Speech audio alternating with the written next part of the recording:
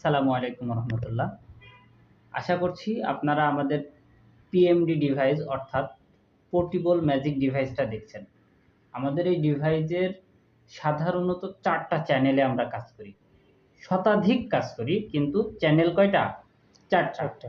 আমরা power button চাপ দিয়ে প্রথমত আমাদের ডিভাইসটা ওপেন করলাম। এখানে এক হচ্ছে হিট, যেটা বিভিন্ন গরম জাতীয় যে থেরাপিগুলো দেওয়ার দরকার সেটার জন্য ব্যবহার হচ্ছে। সেকেন্ডটা হচ্ছে ভ্যাকিউম, যেটা হিজামা থেরাপির জন্য ব্যবহার হয়।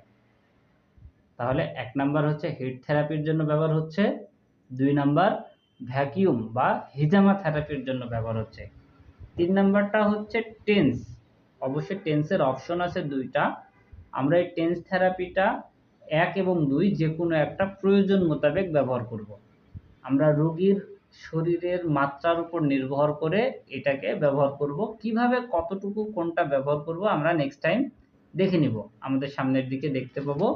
এবং চতুর্থ অংশটা হচ্ছে লেজার, অর্থাৎ আমরা যা দেখলাম যে একটা হচ্ছে হিট, 2 নাম্বার হচ্ছে ভ্যাকিউম, 3 নাম্বার হচ্ছে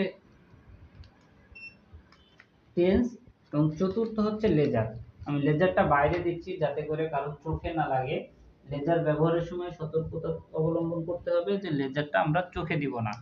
এই যে লেজার চালু করছি, এই যে হাতে লেজার লাগছে, ঠিক আছে?